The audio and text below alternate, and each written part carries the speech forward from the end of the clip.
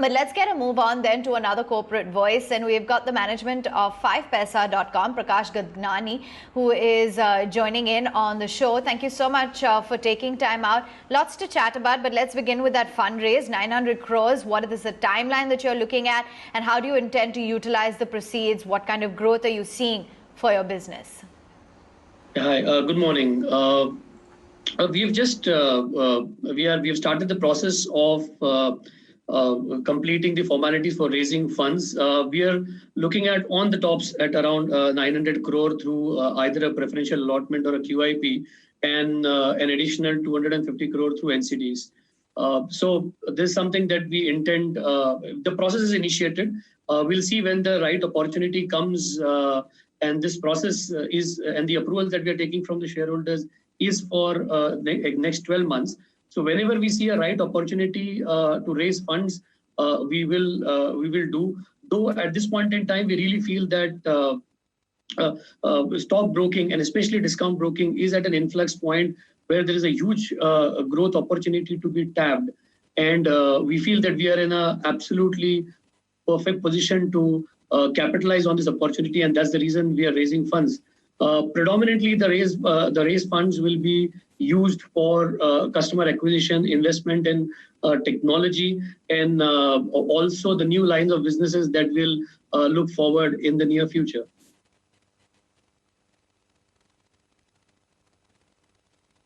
Prakash, the retail investor activity continues to remain strong, also reflective of the kind of response that one has seen from the recent IPOs, one which got listed today itself. What is the customer addition, the demat account openings that you have witnessed? So right from the time the COVID started, there has been a huge euphoria in terms of the retail participation. Even on the exchanges side, if you see, the retail volumes have gone up by almost 50-60%, and the customer acquisition growth has also been phenomenal. I think that this trend is really good when it started somewhere in March, because it is the first time, if you see, the retail has started participating when the markets were at the lowest. And that gives the confidence that the millennials who are coming to market are here to stay for a long term. We almost saw a 60% growth in terms of our customer acquisition as compared to Q4 of last year and Q1 of this year. Even the running quarter, we are confident of beating our growth rate that we saw in the first quarter. So the customer acquisition is healthy, the retail participation is healthy, and obviously volatility is the darling of stock market. So if there is volatility, if there is growth in the stock prices, especially the participation on the mid cap and the small cap, I think retail activity will continue and will flourish even in the coming quarters.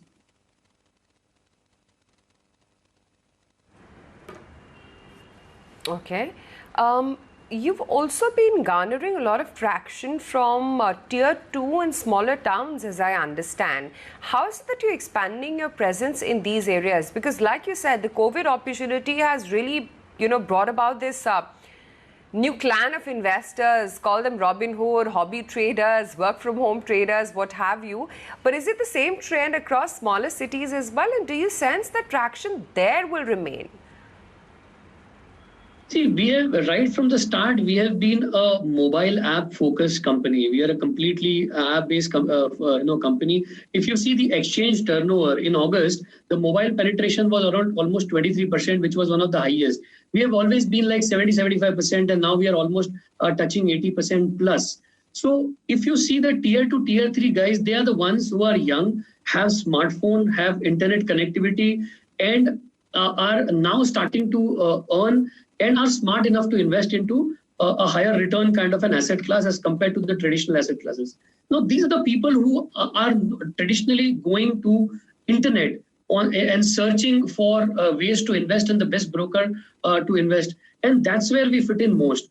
We are a mobile app focused product. Our entire account opening is native on the mobile app, simple, paperless, and we open account in flat 30 minutes to an hour. I think that gives a lot of traction and the simplicity of the product. We are also an organization which offers trading in 4 Indian languages, which none other competitor does. So that is something that attracts the smaller towns. Also, if you see the disposable income in the tier 2, tier 3 cities have gone up.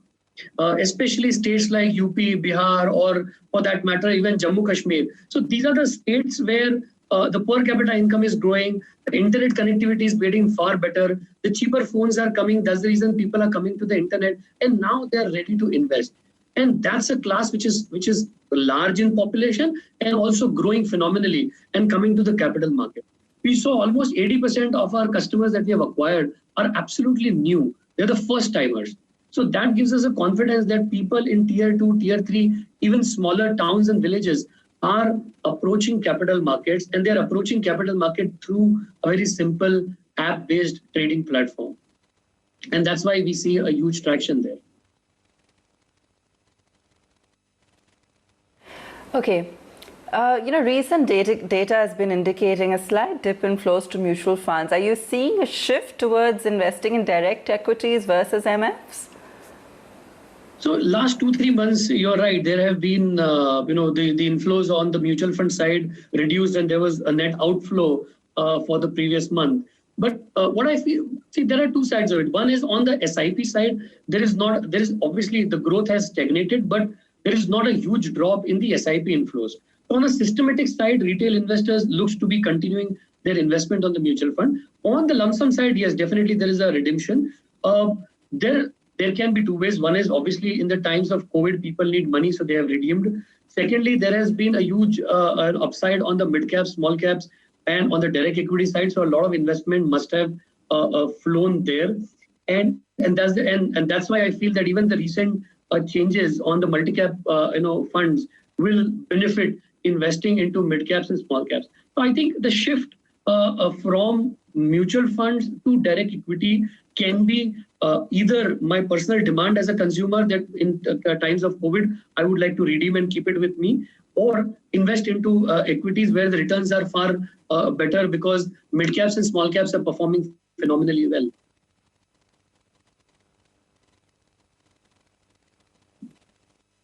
How do you see yields shaping up going forward? Will increased competition also reduce profitability and margins? How do you see things being impacted on that front, and how do you differentiate yourself from some of the others?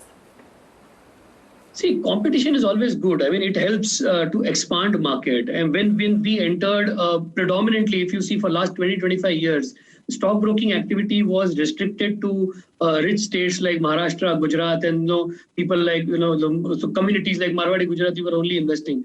Now we, in last 4.5 years of our existence, we have expanded the market and got customers from every corner of the country. So every competition which brings in helps the stock market and capital market to expand. So somewhere I am not worried. I'm rather happy that you have competition. It helps everyone and it motivates everyone to be on the toes and also innovate. And eventually it will differentiate men from boys. So I think that's a healthy sign.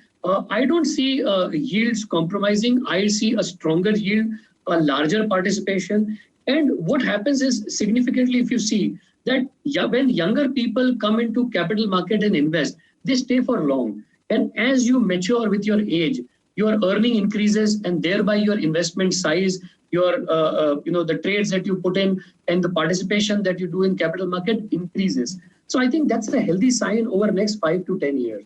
How do we differentiate ourselves? We are not just a discount broker offering broking services. We are a one-stop for all the digital financial products. Our philosophy from day one has been to provide any financial product which can be consumed and executed digitally. So we offer broking, we offer mutual funds. We have just launched our peer-to-peer lending platform, which is at a nascent stage in the country as an asset class, and I see a phenomenal growth potential there. So we are an NBFC offering peer-to-peer lending. We have just launched our international investing. There's a huge demand from these young millennials who are hooked on to Apple and Netflix and Amazon. So they are the ones who want to invest in these international companies. And we've just launched our international investing options for Indian retail investors. So we are not just a broker, but we are a one-stop digital financial company And that today differentiates us from others. And that's what we want to strengthen it further with our capital raise and in the coming quarters.